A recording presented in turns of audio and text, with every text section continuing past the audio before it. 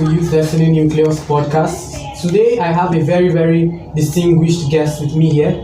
And if you have been active online for the past few weeks or months, you agree with me that amongst youngsters in general, cybercrime rate has been on the rise. Every day we wake up to the news of one youth indulging in yahoo or the other, using their girlfriends for ritual and all that. And this has raised a lot of questions. What could be the cause of this increased crime rate, indulgence in crime by the younger generation? So that's what we're going to be talking about today. So in a bit, can you please introduce yourself? What's your name? Well, my name is Goodluck Daudo John. Okay. All right. So what is your take on the whole issue? Some people believe that the federal government is to blame for this rise in cybercrime amongst young people. Yes, due to unemployment, increased poverty rates, etc. While others believe that this is just sheer indiscipline and nonchalance on the part of we the young people. So what's your take on that? Well, actually, my own perception of this case, of this cybercrime issue, would be the government is to be blamed on this particular issue. It's not that the employments are not there. They are there, but the action that they should take to employ these people, these able-bodied people, both mindset and psychologically, they are able to do that work. They have the capacity and everything. Definitely. But because of nepotism and godfatherism, many government officials today, they tend to rather employ people that they know. Because today now, what's actually going on in Nigeria is the I know who perception. Yes. If you don't know somebody or if you don't have connections with other people, you can't get anywhere in Nigeria, and that is killing our youth. That is corrupting their mindset. It shouldn't be so. It ought not to be so. The government are supposed to work hard. They are supposed to try and encourage these youths and the one growing up, because there are many youths today that they grew up with this mindset that whether I finish school, whether I finish my education, whether I chase education, I still won't get anywhere. Why? Because I don't have connections. And that is why many people today want into Yahoo, and that is why it's easier today for people to get influenced and their mindset to be changed by their peers and their friends, that they should get into Yahoo. There was all these I've forgotten, he's someone from United Kingdom.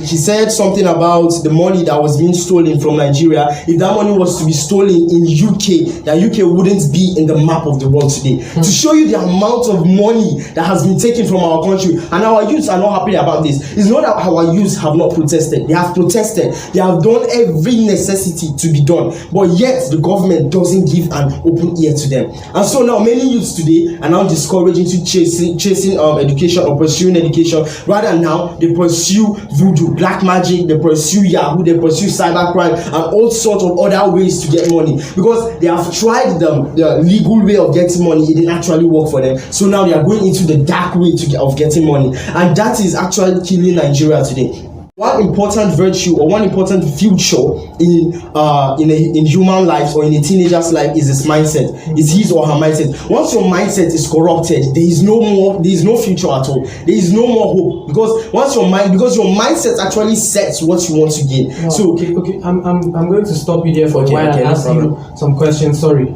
So you talked about increased poverty rates, unemployment, etc. I want to ask you a question now.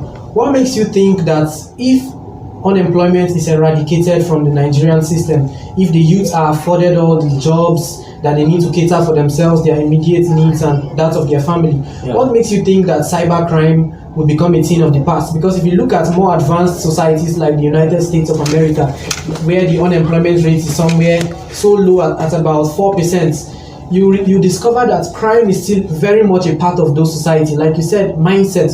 Could it be that it's just the mindset, the wrong mindset that our youngsters have, that is causing the increased crime rate, or are you still connecting it to bad governance? What do you have to say about that? If you're going to say about the wrong mindset that our youths have today, is actually the fault of the government and not their fault actually.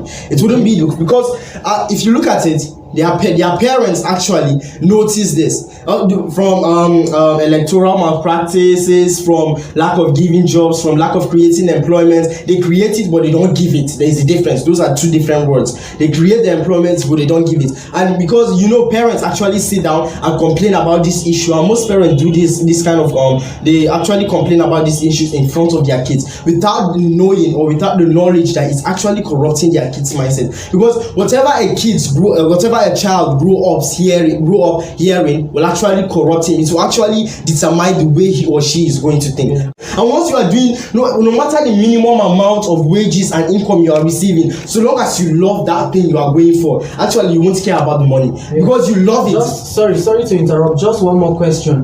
What about the young ones in secondary school? I saw a news headline where some secondary school students were also found indulging in Yahoo. Yeah. So what connection do secondary school students who should be focusing on their books have to do with this whole unemployment and increased poverty rate cybercrime issue? What's your take on that? Money has blindfolded their eyes. Money is a kind of evil that is so tender yet is renowned and is known, and people still love it despite it being evil. So money now blinded their perception or their scenario of the consequences of that action they are taking to get that money. They don't actually think of what if they are caught, what if, because you know what desperation does. Desperation actually buries your thoughts of negativity and just shows you the positive side of the bad effects. In a nutshell, what I'm trying to say is that the government should be more serious. They should take this cybercrime issue of a thing more serious, the way they take other cases seriously. Because this thing can lead to a very drastic end or a very tragic end for Nigeria. Because the way this thing is going isn't something that will just end tomorrow or the next. Because if the government are so relaxed and so reluctant, thinking that the youths are going to stop at a certain point, they are actually wrong, very, very wrong. So they should take this case very seriously and very ardent to themselves, and even to the youth itself. The youth outside there, I will advise you that any means at all that you use to get money shouldn't be Yahoo or Yahoo Plus. Yahoo Plus is just a cover-up for ritual, and Yahoo is actually stealing. It's nothing else. It's not something that you should ever think of going into. Only secondary school students that, as you said, that are going into Yahoo, please, I'm begging you in the name of God, this isn't something you should go into. It's actually very, very dangerous. It will destroy your perception of the future, and it will destroy your mindset and your future and your futures to come and the next to come, your generations to come. Please don't go into this. It's not something you should joke with ever. Thank you. Wow, thank you so much for that explicit dissection, that insight you have given to us. Thank you for your clear perspective on cybercrime, increasing cybercrime rates amongst youngsters. So that's it. It's a very broad topic, a debatable topic. Everyone has their different perspectives concerning the topic. Some think the government are to blame, some think it's just sheer indiscipline on the part of the youngsters. But with this talk, just for clarification purposes, we on this panel, in unison, we all agree that there is no excuse for indulgence in cybercrime. And to every youngster out there, I want you to have this perception towards everything. It is in the midst of difficulty, it is in the midst of hardship that your true virtue is demonstrated. Yes. So if you claim to be in disagreement with the way our leaders are operating, the corruption, the nepotism, the negligence to the suffering, the plight of the common man, then you as a youngster have to remind yourself that you were meant to be a leader yourself. Hence, you should respond to the negative attitude of our leaders with honesty, with discipline, with industriousness, and not engaging in the same things that we are trying to condemn. Thank you so much for watching that video.